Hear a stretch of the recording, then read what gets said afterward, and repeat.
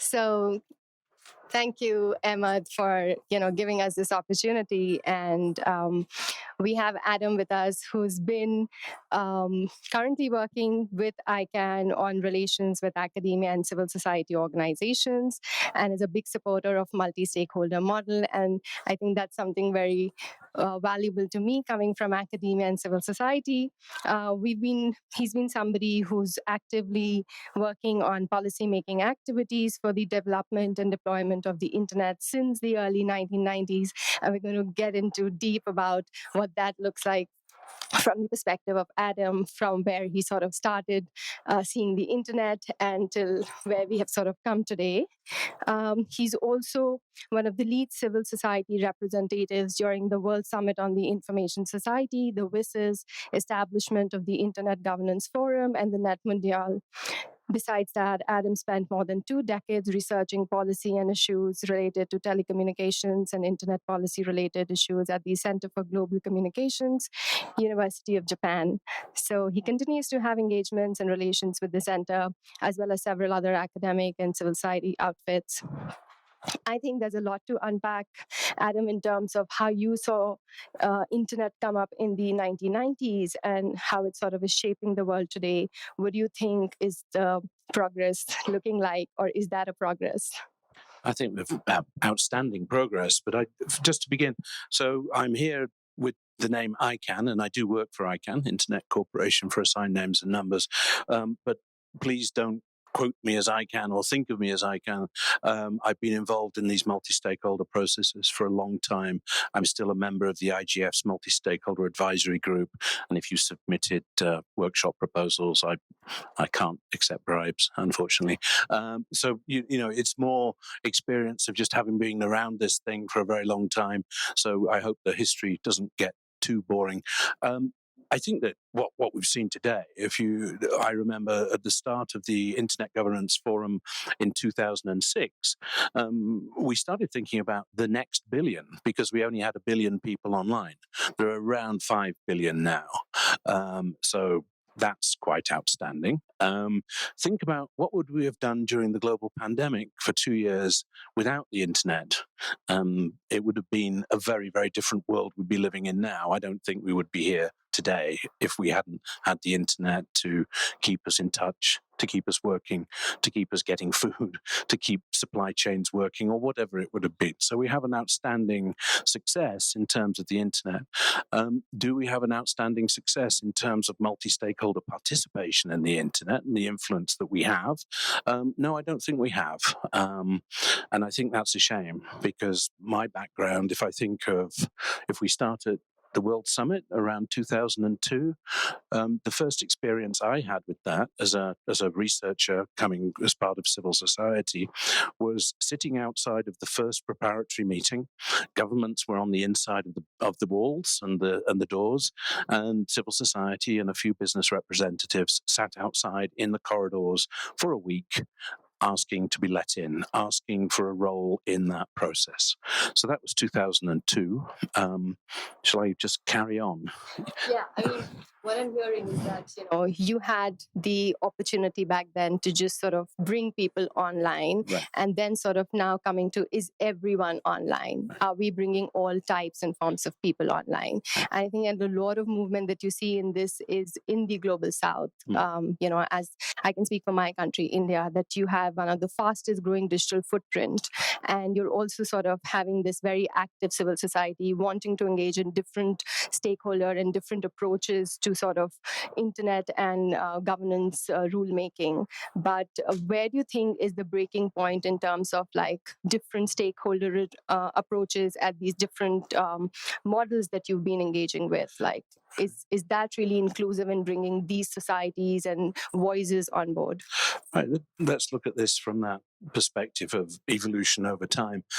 So we spent, after that 2002 period, civil society and also other stakeholders wanted to be in the room. Initially, we were given about 15 minutes, and if you had papers that you wanted to distribute, you put them on a table, and hopefully the governments would read them.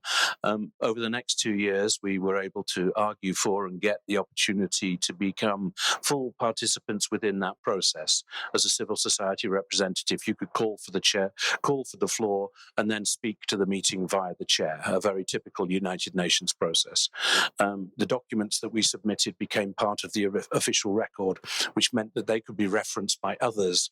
And that's the way that the United Nations works. You can be referenced in statements because a particular government wanted you, or because it's still an intergovernmental process, because you could be there. So you can see a very rapid increase by the time that the Internet Governance Forum was created in 2006. And there's been pushback since then. So the position we're in now, if you excuse me, if you follow something like the Global Digital Compact, which is part of the UN Secretary General's agenda for what I suppose is developing his legacy, the future of digital in the United Nations system, we will not have the same participation that we had in WSIS, because I think some governments have pushed back against that, but they were uncomfortable with it. So we will be not outside the room again, but we will not have the same role as we did in 2005, 2006. So multi-stakeholder as an ism, I'm not a fan of multi-stakeholderism. Multi-stakeholder processes have seen a setback within that particular world. On the other hand, you do see much more participation of non-governmental actors in most policymaking. You see governments talking about multi-stakeholder processes. And for us, if I go back and say us as civil society, the opportunity for us now is to make sure we leverage those. If a government stands and supports multi-stakeholder processes, they will probably do that at the global level. Take it on at the national level and say, in this forum, you said you support multi-stakeholder processes. We're developing an act on AI, on data retention, on something. I'm a multi-stakeholder. I want my input into your national act. Hold them accountable for what they say globally, nationally. And there are opportunities. There are also challenges. Yeah, could you speak a bit about the challenges, given that, a lot of these approaches for emerging tech especially, which really start building the new architecture for internet, they are getting made in a very local context or in a global context, which is informed by only a few local contexts, right? So how do you ensure that that really is incorporating all the voices from across the globe? Because say, suppose if Europe is designing rules around AI and it's not really informed by what's happening on the global majority or in the global south, is that something going to be imposed on them through some of these conversations or platforms, and what role they can play in sort of at this inflection point to be a part of that process? Incredibly broad. So let me try and think. We had an advantage back when I was young in the, if you think about the World Summit in 2005, the issues were quite coherent in a way. We were thinking about internet governance, internet policy as a singular issue. Over time, AI, platform regulation, privacy, etc., have become discrete and very, very important topics. So it's very difficult to bring the expertise when you're a civil society activist or an academic working on this very important and incredibly broad topic in and of itself. How do you bring it back to the sort of whole of internet policy or internet governance? That is difficult. So civil society and also other stakeholders have in some ways, not fractured is probably not the right word, but they've become much more focused on more discrete issues. But those discrete issues, AI, is now enormous, So it's very difficult to bring it back together, to have a coherent voice about some of the whole. And that's always a challenge for civil society is, we think about rights, you think about values. There are some things that you cannot compromise on. And quite rightly, you should not, as activists, and think about compromising on fundamental values. But at the same time, you will have to compromise to bring a coherent voice together that can then be advocated within these sort of broader global processes. So I think, as we've spoken before, it's good to look at issues of principle, of norms, and accept a willingness to accept compromise And where you can't compromise, it's best not to rock the boat, perhaps, and try and work in the areas you can work together on. Civil society has a habit of, and I know this from also having done it, of arguing amongst itself rather than positioning its arguments to others. And this is a time when I think the voices of civil society are incredibly necessary. The Global Digital Compact, what we're seeing with other things in the United Nations system, we're seeing a pushback towards multilateral approaches. And you also asked about national level, or what developing countries can do. And this is not my area of expertise. I'm British, and I spent most of my career working in Japan, so that's about as developed as you can get, really. So, but the observation is that work at the national level. You can work through your national government. If your national government has made positive noises about multi-stakeholder participation, take them up on it. An example of how this has sort of evolved is perhaps the Internet Governance Forum, where we now have over, I think it's 120 national and regional Internet Governance Forums. Get involved with a process like that. See if that is a way that you can leverage your national or your regional policy development processes, and be willing to compromise or leave the issue you can't compromise on at the door, accepting that you don't want anybody undermining fundamental human rights, for example. So I think coming back to civil society, because that's a very important point you raised over there, but given that, I'm from a civil society from the global south, and, you rightly mentioned you've been, even at the time that you were with the civil society, were from these developed countries. And I think there's a remarkable difference in between how one gets funded on this side of the equator and line, in terms of how much you can engage and what is the level of engagement with some of these platforms. It's not easy to travel or to sort of source funding or to just even work on topics of pure interest that sort of are valuable to this ecosystem. So how does the civil society come over these challenges, especially for the global south? What can the world or these stakeholders which are present at these multi-stakeholder platforms can do to really have a meaningful engagement for the civil society, because there are real obstacles for the global south civil societies to engage. And I say this because you have the GDC saying that you need to be looking at emerging tech to advance some of the sustainable development goals. You need to see how you can manage chaos with the emerging tech. But to be able to work on some of these really hyper technical issues or to understand technology of that kind, you need to have the funding and that kind of space and time to work on them, which is not very, feasible in this side of the globe. No, it's very difficult. Something we have learned over the past few years is the ability to, hybrid working. I know it's a little difficult at this event here today or this week, but for example, we've always worked online and coming together at 3 physical meetings a year. That's just the ICANN mode of working. But most of our work is done online through now Zoom. It used to be Adobe Connect, and before that it was just dial-up telephones. And you can do it. It's just not as much fun, because we should have fun, particularly when we're volunteering. I think recognizing that civil society is very often the core volunteer group within this. So yeah, it's very important that they're able to come to meetings. You can't discount the value of corridors.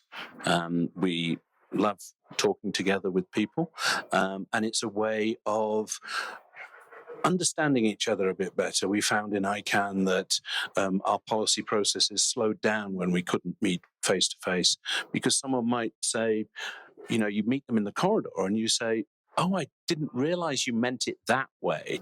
Yeah. There's always a little bit of nuance, and the nuance can be a great barrier to making progress. So it's very important that people come.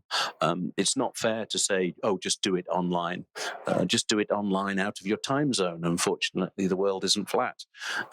Although I'm not sure that would really work. But so it's not fair. there are funding programs to allow people to travel are not adequate, and they never have been. There will be some to go to the global IGF this year, but not enough.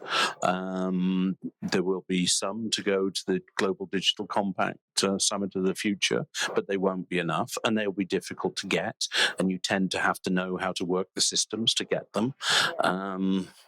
So I don't know what the answer is. We try within ICANN, but I know we don't do enough because we don't have the resources to do enough. I know it looks like we ought to have, but we don't. So what do you do? I don't know what the answer is. One answer is bring conferences and events to developing countries, but we're in a conference in a developing country, emerging global south now, and it doesn't make it any different because you still have to get on a plane and be able to afford the ticket and the hotel, and the taxi was really quite expensive here. I'm going to take the bus tomorrow. So I don't know what the answer is, except making the point, and perhaps somebody somewhere will improve the way that we participate in person through sponsorships and so on. Yeah. Also, do you see any trend, given that you've been with WSIS, Net Mundial, IGF, and now you're seeing at the GDC?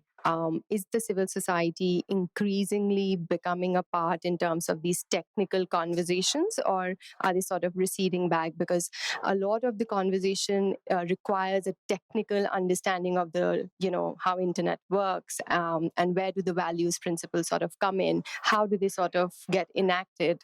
And so civil society is not necessarily always technically in a position to really grasp these issues, but they do understand a lot of constitutional values and the democratic principles. So on one side, you have these kind of actors, and then you have the other driven by profits and other agendas. So how do you ensure that they have the foot in the door in terms of understanding these issues, and then sort of, you've already answered, coming together to speak about these issues? Yeah, it's an interesting question.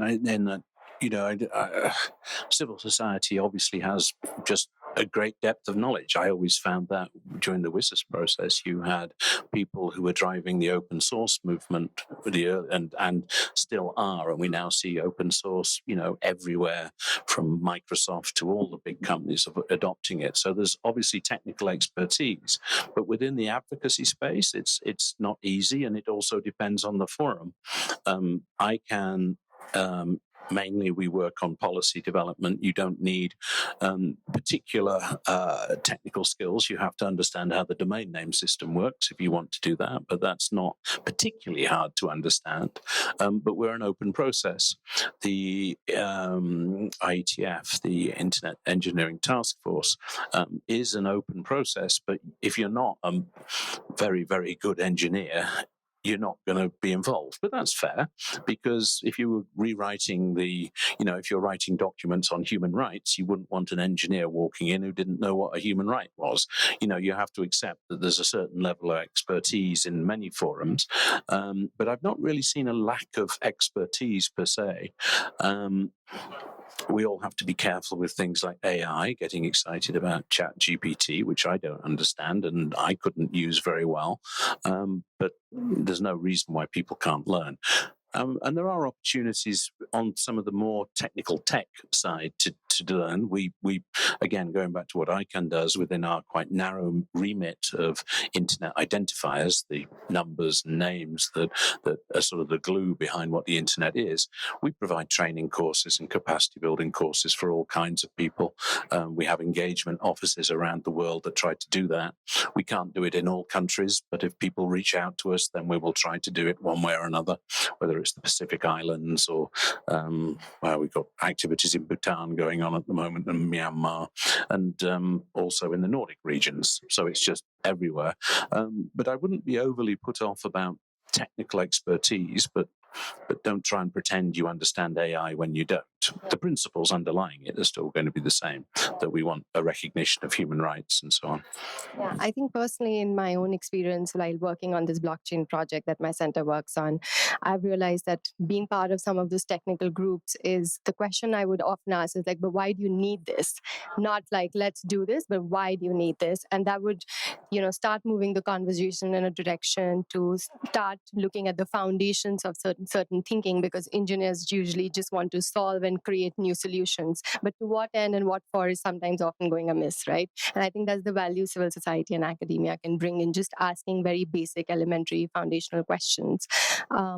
So in that sense, I know that we talked about that project ICANN is undertaking to bring in like more voices and allowing people to participate in the internet, no matter what cultural or linguistic backgrounds they come from. Would you like to talk a bit about that? So again, ICANN's remit is quite narrow. We're not the global police, and we have nothing to do with the content layer of the internet. That's quite specifically within our bylaws. We just provide access to names and addresses, basically.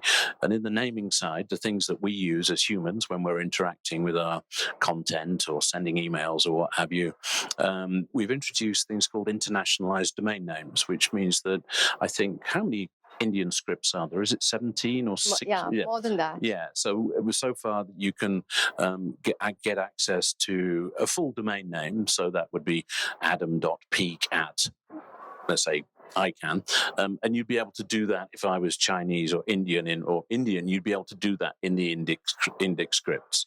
Same with Chinese, same with Japanese, same with Cyrillic. And the idea we have is we're going to have a next opportunity to introduce more top-level domain names, and we want to focus particularly on more internationalized domain names. So I mentioned that I lived in Japan for a very long time. We gave our daughters Japanese names. At the moment, they have to write them in ASCII scripts, the Latin scripts, but they'll be able to use the names that they were given them. It's a fundamental thing that we want to happen. But it will also mean, we hope, people will be able to create new content, be able to create new applications, because they'll be able to see them in the script that they live and work in. So we're not a development agency, but can we in some way spur some more development? And it's about content, it's about naming. You should be able to name yourself as you wish to be named, I suppose. That's one aspect. And then again, at the very narrow level of the functions that we carry out, we're trying to put more domain name servers, which means access to the domain name system more quickly in countries, developing countries. We put a cluster of servers in Nairobi last year, and this isn't like an internet exchange point where all traffic is kept within a region or a country. This is just the domain name queries. So if you type in a name into a URL in the browser in your URL, instead of it taking a millisecond, it takes even shorter period of time. You don't have to hit it twice if you've ever had that experience or something. It just means that it's a little bit quicker, it's a little bit more robust, it's a little bit more secure. So that's the kind of thing we're trying to do, but very excited about internationalized domain names. You still have to ask, will people come and use them?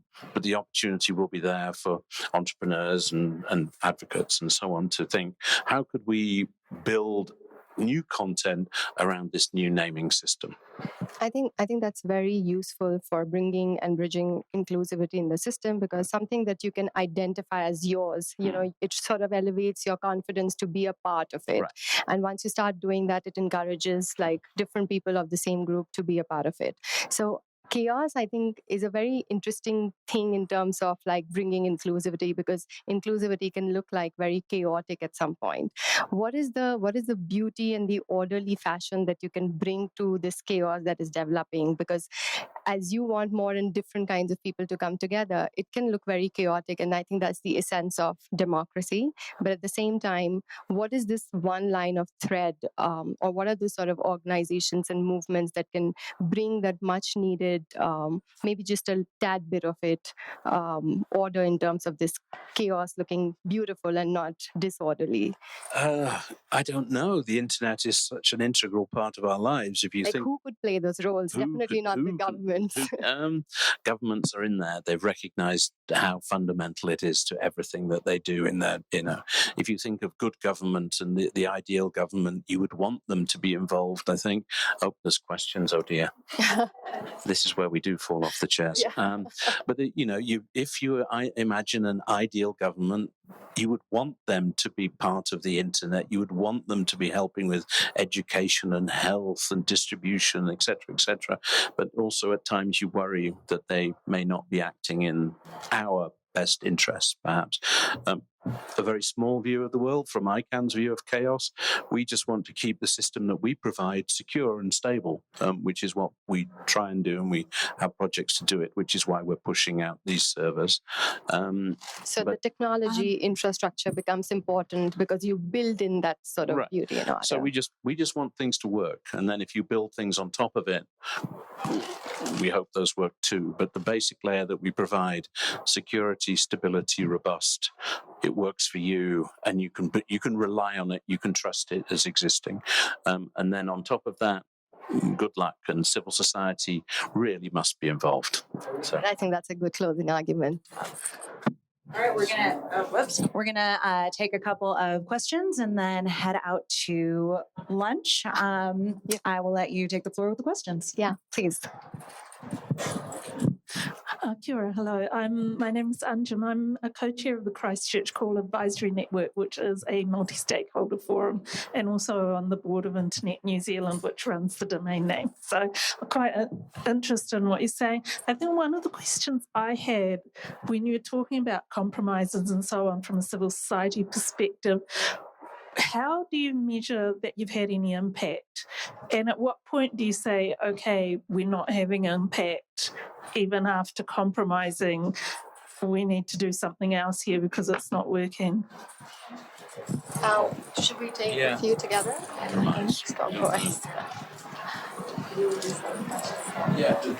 We can just take. Oh, sorry. Can I ask a question as well? Hi, Jodie Anderson. I'm from Internet New Zealand. I wanted to ask you about the Global Digital Compact, if you've got the answer.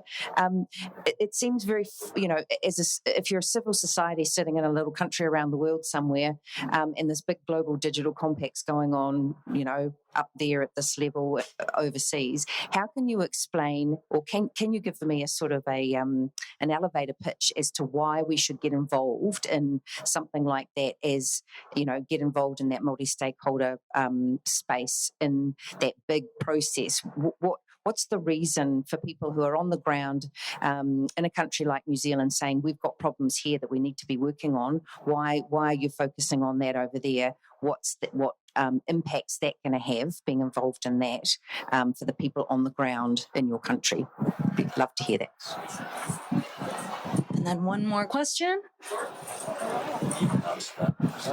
Hi, Gus Andrews, Human Security. I'm wondering, given that this is largely a space about misinformation, and one of the key things that seems to be important on that topic is DNS abuse. And I'm wondering, can you give us a report back? I apologize if you did address it earlier. I came in late. What's the status of updating DNS abuse policies within ICANN? So let's go about these two questions on the multi and then move. Right. Impact. How do you know if you've had an impact? I suppose it's the outcome documents, but it's also the process. So if you think about the process, we had an impact in WSIS because we went from being out of the room to being in the room and to being listened to.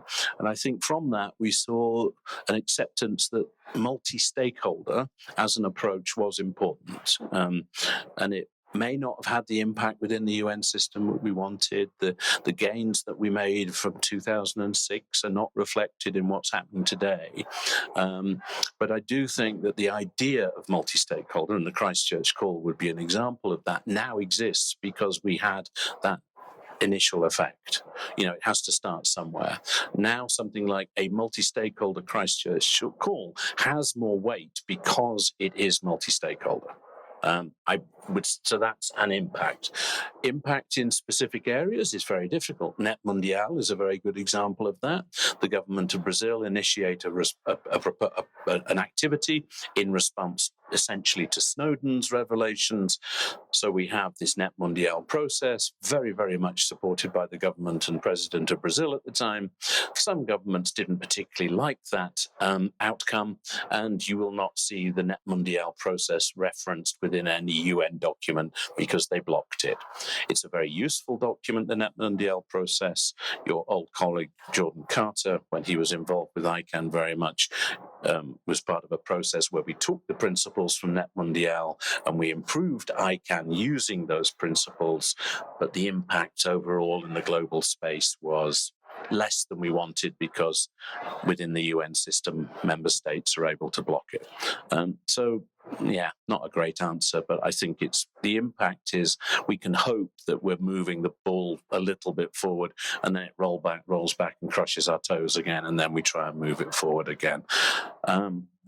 On GDC, Global Digital Compact, and all the things that are happening in the United Nations system, the World Summit on the Information Society 20-year review, I think the issue there is that if we want a world that is more multi-stakeholder, where stakeholders have an input into global policy making at this highest level, and by highest I mean it's also quite nebulous a word. It's not specific. It's not changing our laws directly. Yeah.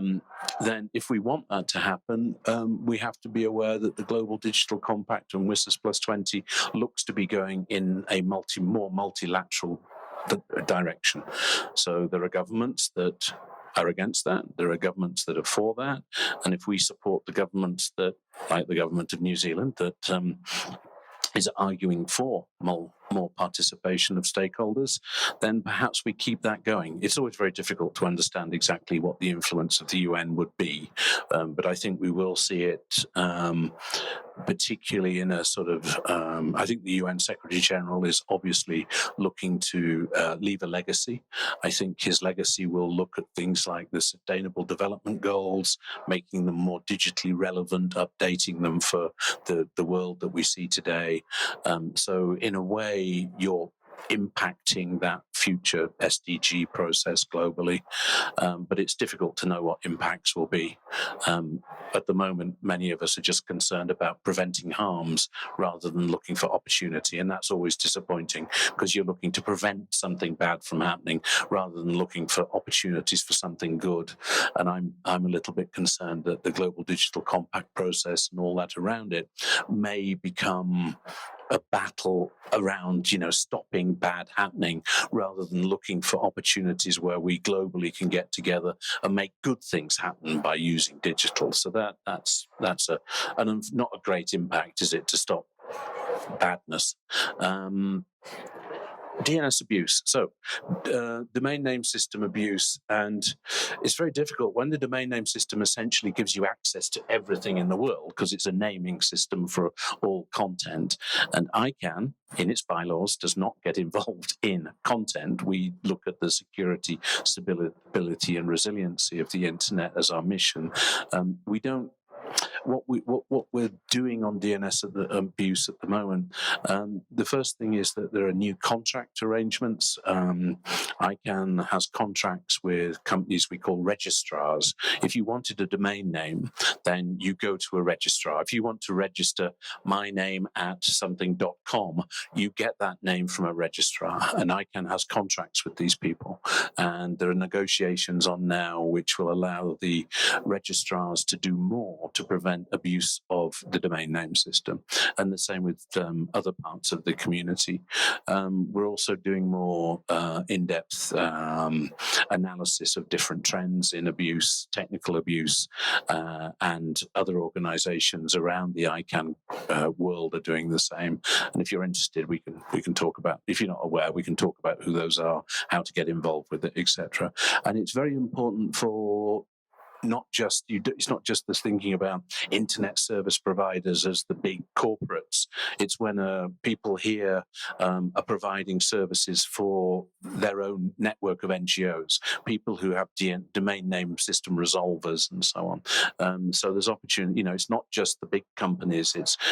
There's hundreds of organizations involved in rights, tens and 20s of organizations who provide services to civil society, either their own networks or for civil society organizations particularly, and they will be particularly interested, of course, in security because of the challenges in particular for human rights advocates in particular jurisdictions and so on.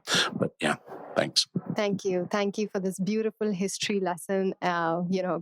Adam sort of sharing the role of multi-stakeholder and civil society in sort of the way we are evolving and shaping the internet.